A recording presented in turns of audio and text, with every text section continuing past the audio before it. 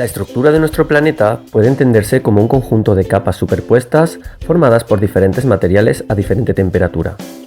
La más externa de ellas está constituida por una mezcla de gases conocida como atmósfera, en varios niveles, bajo los cuales se encuentra todo el agua líquida y sólida que conforman la hidrosfera, en contacto directo con la última esfera en estado sólido denominada geosfera. A su vez, en esta capa terrestre pueden distinguirse tres niveles según su profundidad hacia el centro de la Tierra: la corteza externa, el manto intermedio y el núcleo central,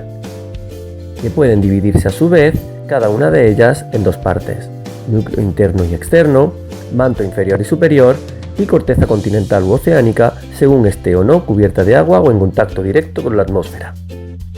En este tema nos centraremos en estudiar los fenómenos que tienen lugar en la litosfera, una nueva capa que engloba la corteza terrestre junto a la parte más superficial del manto, debido a su constitución sólida a base de rocas, de ahí el prefijo latino lito, y de ella su parte más externa sobre la que vivimos y a la que denominamos suelo. Por tanto, aquí describiremos todos los fenómenos naturales de origen geológico en los que se relacionan la geosfera con la hidrosfera y la atmósfera, y que en general denominamos dinámica terrestre,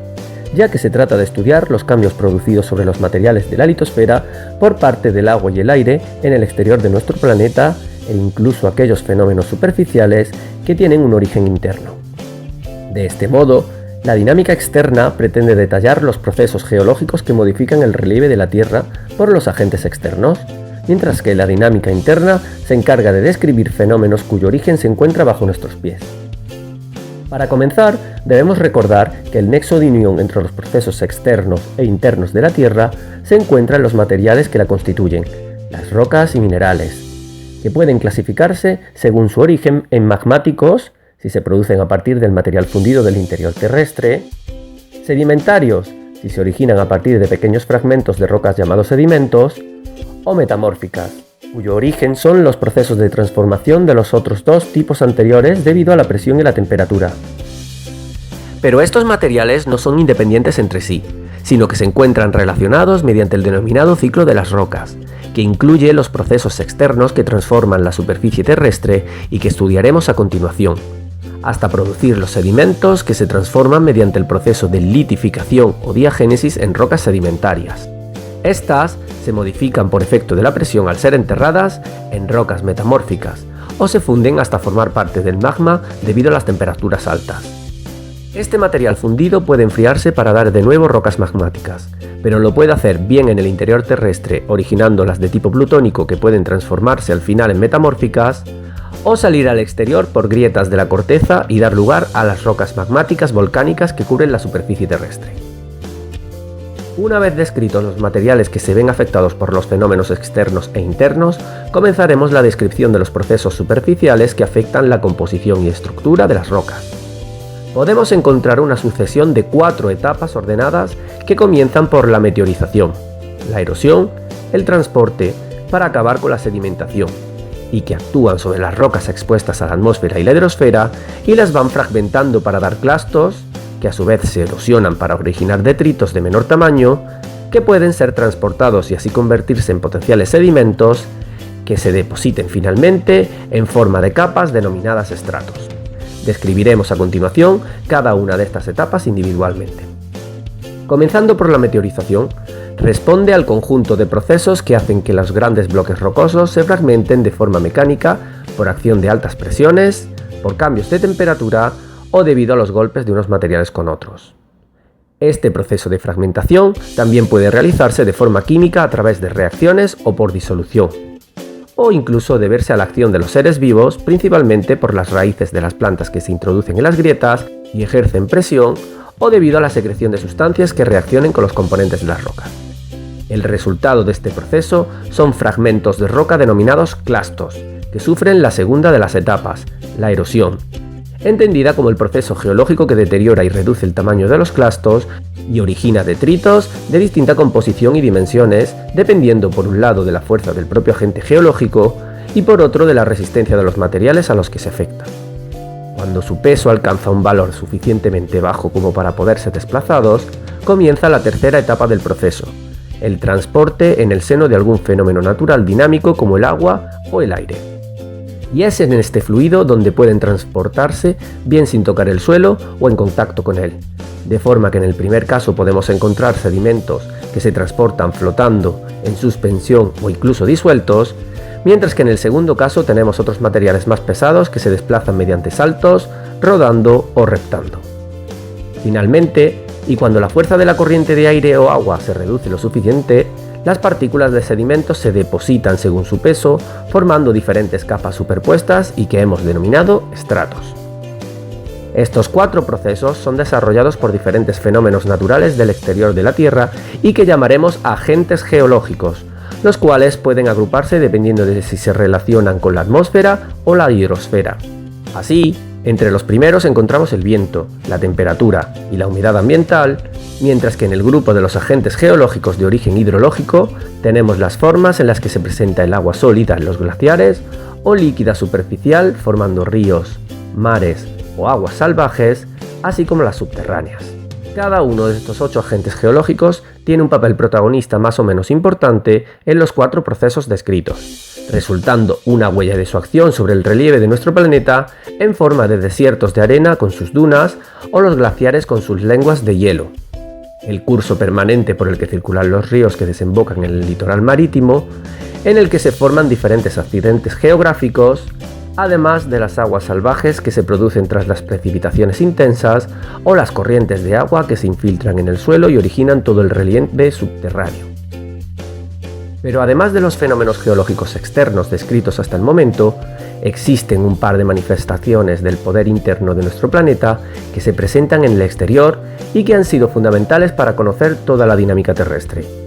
El primero de ellos son los volcanes, conocidos orificios y grietas de la corteza por los que escapa diferentes materiales que reciben nombres distintos dependiendo de si se encuentran en estado sólido, líquido o gaseoso. En el primer caso se utiliza el término piroclasto para englobar a los grandes fragmentos de roca conocidos como bombas volcánicas, los fragmentos intermedios de lapilli y también el polvo de roca que forma las cenizas volcánicas proyectadas en forma de grandes nubes a través del cráter. El material líquido que fluye del volcán no es más que el magma del interior de la Tierra que pierde los gases y corre en forma de coladas de lava por el cono volcánico. Entre los gases que expulsa cualquier volcán podemos encontrar el dióxido de carbono, el vapor de agua y otros gases compuestos por azufre. Junto a los volcanes, los terremotos son el segundo fenómeno superficial cuyo origen se encuentra bajo la superficie. Estos movimientos bruscos de la corteza terrestre se originan en un punto interno denominado hipocentro, como foco de las vibraciones del terreno que se propagan en todas direcciones en forma de ondas sísmicas, y que al llegar a la superficie definen el epicentro del terremoto. Los científicos disponen de unos instrumentos llamados sismógrafos que registran de forma continua las vibraciones del suelo mediante la representación de unas líneas punteadas conocidas como sismogramas y que aumentan de intensidad cuando se produce un seísmo. Como hemos comentado, el estudio de los volcanes y terremotos permitió describir el origen de toda la dinámica interna de nuestro planeta, ya que si se representa su distribución en un mapa mundial, se distinguen una serie de líneas continuas que fragmentan la superficie de la litosfera y que definen grandes masas de material sólido a los que se les designó como placas litosféricas o tectónicas. De este modo, la parte más externa de la Tierra puede entenderse como un enorme puzzle de piezas que incluyen los continentes, los océanos o ambas a la vez, y en cuyos límites se pueden encontrar 3 tipos de movimientos. Muchas de estas placas presentan unos límites que se separan de forma continua, originando una gran grieta en el terreno que se conoce como rift, y por el que se genera nueva corteza al salir el magma por la multitud de volcanes que se encuentran a lo largo de sus miles de kilómetros de extensión. Por otro lado, existen placas que en lugar de separarse lo que ocurre es que colisionan, de forma que dependiendo de los materiales de las que estén formadas, pueden suceder 2 situaciones. O bien una se introduce por debajo de la otra en una zona denominada de subducción, donde son frecuentes los terremotos, o bien pueden elevarse para originar una cordillera. Finalmente, algunas placas se deslizan lateralmente una respecto a la otra, en lo que se conoce como falla, cuyo resultado visible es la sucesión de enormes terremotos. Esta relación entre las placas litosféricas, sumado a los procesos geológicos externos vistos hasta ahora, hacen que el relieve de la superficie de la Tierra no sea plano, sino que se encuentren numerosas elevaciones y llanos, tanto en la corteza continental como en la oceánica. El origen de todos estos fenómenos se encuentra en las diferencias de temperatura de las capas internas de la geosfera. Esta variación o gradiente térmico entre la superficie y el interior de nuestro planeta es reflejo de su proceso de formación, debido tanto a la colisión de numerosos asteroides como al rozamiento debido al hundimiento del hierro y a la energía liberada por los materiales radioactivos que a día de hoy todavía se pueden encontrar en el núcleo terrestre. Este calor interno hace que se produzcan unos movimientos ascendentes del material fluido, y al enfriarse en su ascenso, vuelve a descender y calentarse en el núcleo de forma cíclica. Estas corrientes de material fundido se denominan corrientes de convección y son las responsables de los movimientos de las placas litosféricas que se deslizan sobre ella y son arrastradas como si se encontraran flotando en un mar de magma. A modo de resumen, debemos decir que los materiales sólidos que constituyen la geosfera se relacionan entre sí mediante el ciclo de las rocas, en el que intervienen 4 procesos de modelado del relieve, causados todos ellos por diferentes agentes geológicos relacionados con la atmósfera y la hidrosfera.